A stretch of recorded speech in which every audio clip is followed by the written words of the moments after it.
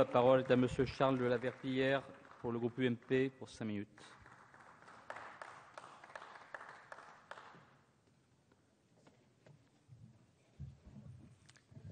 Monsieur le Président, Monsieur le Ministre, mes chers collègues, le 2 mars 2012, à l'initiative de Nicolas Sarkozy et de Madame Merkel, 25 pays européens signaient un traité par lequel ils s'engageaient à rétablir l'équilibre de leurs finances publiques.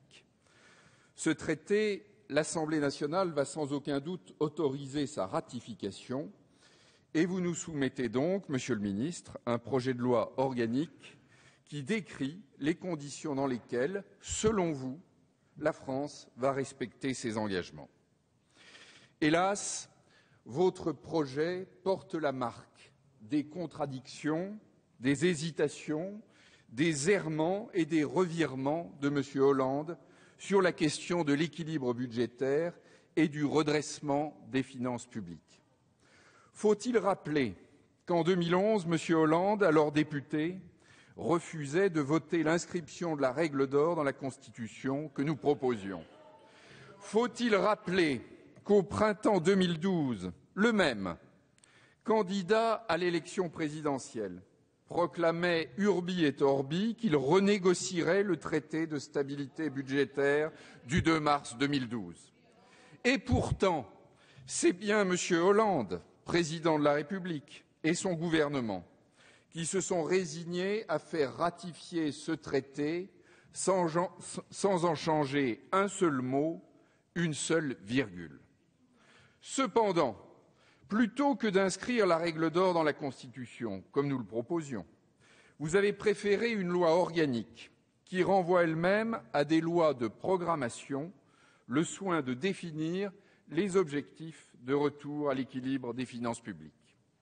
Après tant de zigzags entre la gauche folle et la gauche molle, le résultat ne pouvait qu'être décevant. Votre texte, Monsieur le Ministre, me fait penser à ce vieux dicton qui avait cours en Dombes, le pays des étangs dans mon beau département de l'Ain. Un canard mal palmé ne volera jamais. Malheureusement, c'est bien de cela qu'il s'agit. En effet, vous n'avez pas osé écrire noir sur blanc que les lois de finances annuelles et les lois de financement de la sécurité sociale devront respecter les orientations fixées par les lois de programmation des finances publiques.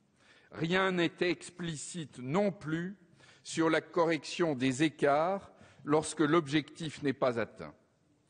Monsieur le Ministre, ces lacunes et ces restrictions mentales ôtent à votre projet tout son sens et toute sa force. Vous allez sans doute répondre que le retour à l'équilibre des finances publiques est une question de volonté politique plus qu'une obligation juridique. Mais comment, justement, pourrions-nous croire à la sincérité de votre engagement politique? Le 3 octobre, le journal Le Monde rapportait les propos inquiétants de dirigeants importants du Parti socialiste qui se désolidarisaient de l'objectif 3% de déficit en 2013.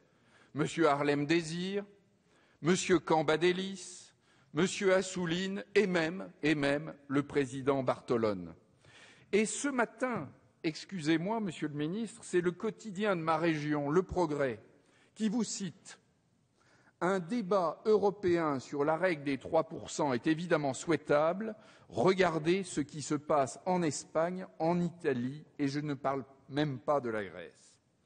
Monsieur le Ministre, je sais bien que François Mitterrand disait qu'on ne sort de l'ambiguïté qu'à son détriment.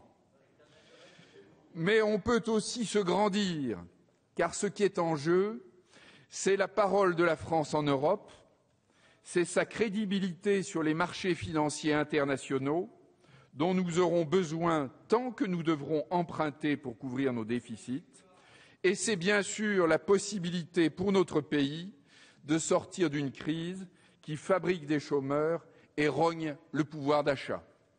Monsieur le Ministre, le débat qui commence vous fournit l'occasion de donner à votre projet toute sa portée et son sens, mettre en œuvre sans arrière-pensée l'engagement européen de la France. Les amendements constructifs du groupe UMP peuvent vous y aider. Nous vous demandons d'y être attentifs sans parti pris. Je vous remercie.